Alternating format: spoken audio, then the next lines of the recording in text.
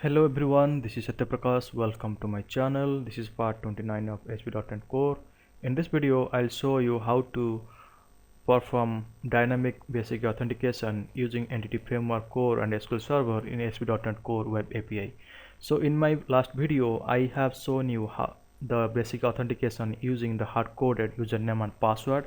The code should be similar. Only thing is, instead of that hard-coded username password, we need to implement the dynamically. It will be retrieved from SQL Server that username password, and it will be used for the basic authentication in ASP.NET Core Web API. So guys, in this video I'll show you what is the step 1. Replace the hard-coded username and password with dynamic user authentication using Entity Framework Core and SQL Server. Point number 2 is we need to validate user credentials securely from the users database table using the basic authentication. Step 3 is create claims identity and claims principal after successful authentication to authorize the API request. Step 4, the test basic authentication in Postman with valid and invalid credentials and handle 401 unauthorized responses. So guys, I have created one notes here, so I'll go step by step process as per the notes. So step 1, we need to create a table called users table. So this is the syntax for users table, that is user ID, username, password, full name and role, and these are the dummy data it is for insert the value to the particular user table, and this is the select statement after from the insert operation. So I'll show you. I'll go to the SQL Server. So this is the users table. So here username is admin123 and password is admin@12345. So these credentials we need to use in our basic authentication. So that is step 1. Step 2 is we need to create a model called users model. So that is the path. So I'll go to my web API solution.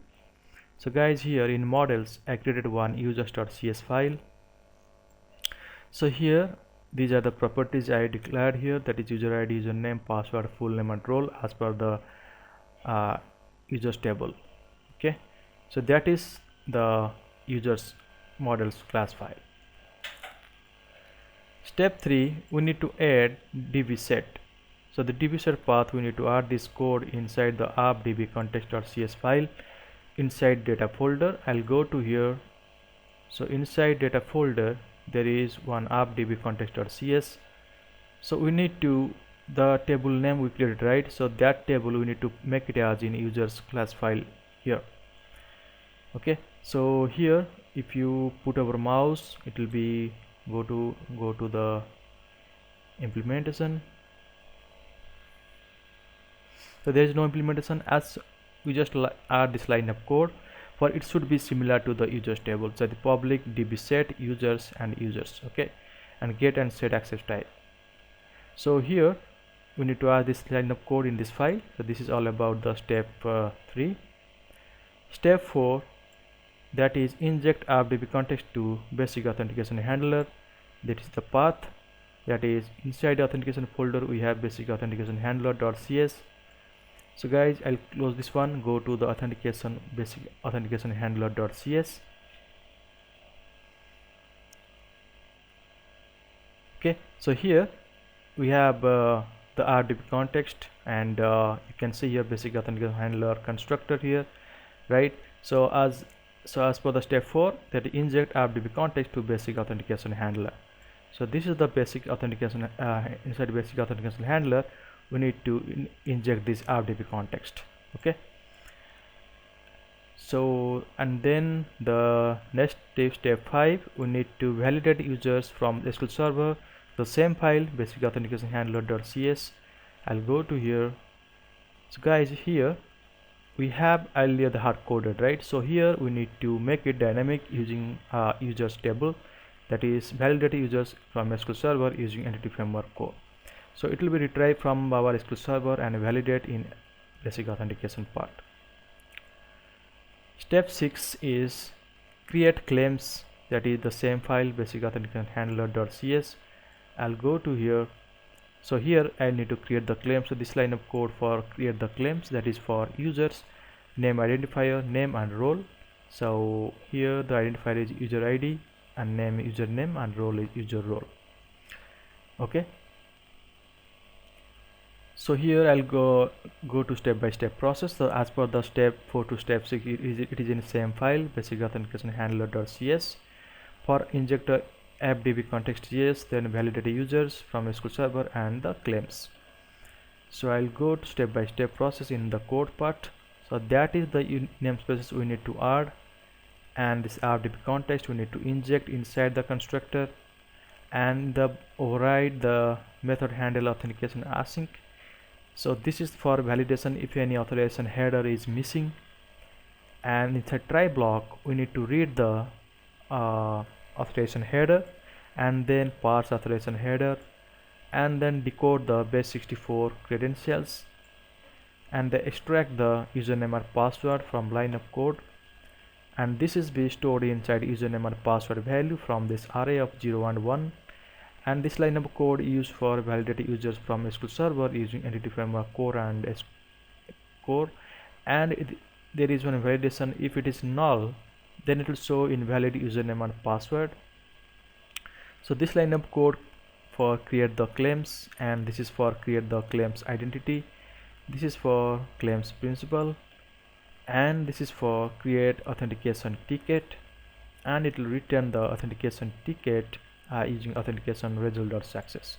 If any exception is found inside class block, it will be handled, that is invalid authorization header and invalid authorization header. So that message will be shown in my Postman when I send the request.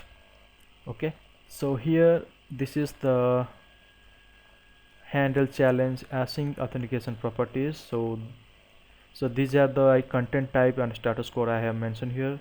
So it is used for any exception is found, that is invalid username, authorization header, missing authorization header, that will be handled here only using 401 message. Okay, so that is the all about this code part of basic authentication handler section.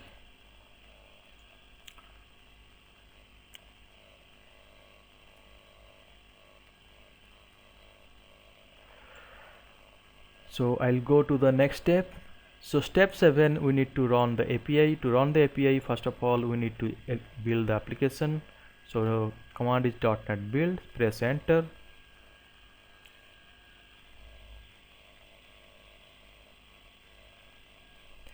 And the next command is we need to run the application. So this is the command.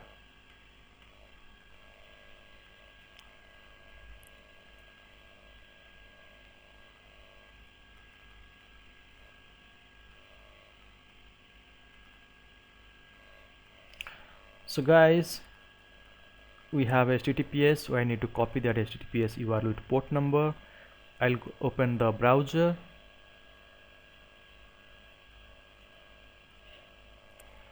So first of all we need to check in Swagger, so Swagger is running or not. So Swagger is running fine, and I can see all the endpoints here. Okay, then I'll check in my Postman tool. So this is the endpoint 7140 API employees. Okay, so first of all I need to go to the authorization, and I need to select here type is basic authentication, and the username password, username I need to type here admin123 and password is admin@12345. So I implement same thing here, click send.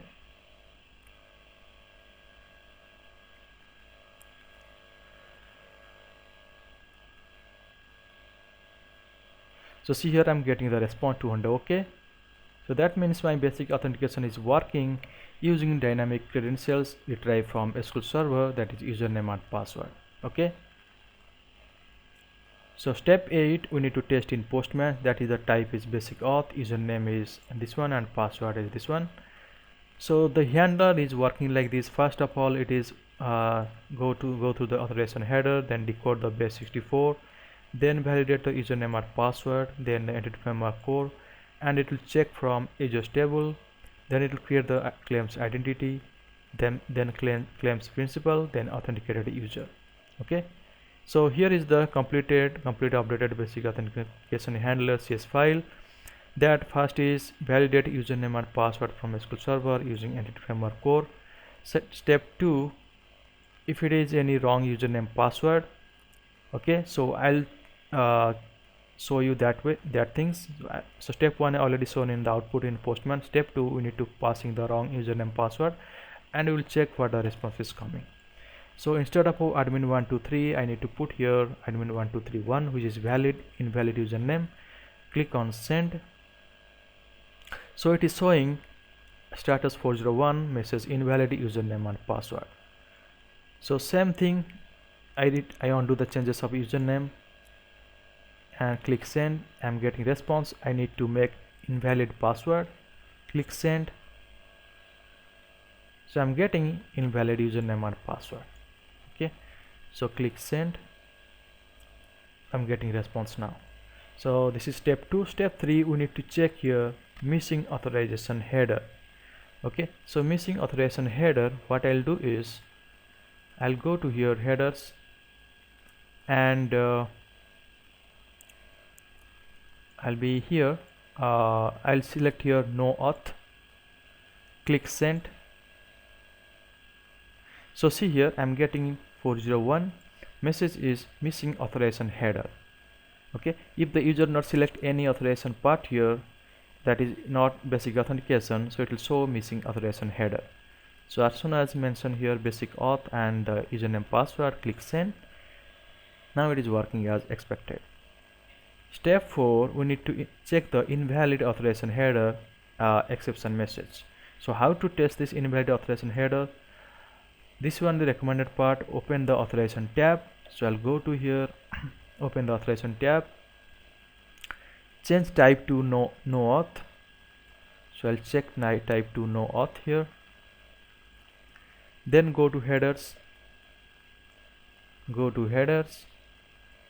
and add only this header is authorization value is basic space ABC123. So this is basic ABC123. I need to select here, click send. So I can see here status 401 and message is invalid authorization header. Okay, so that way you can validate this message.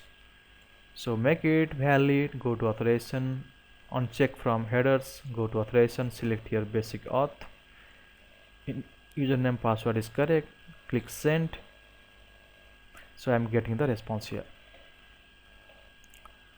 Okay, 200. Okay, so that's all about the steps for implement dynamic basic authentication in ASP.NET Core Web API. Okay,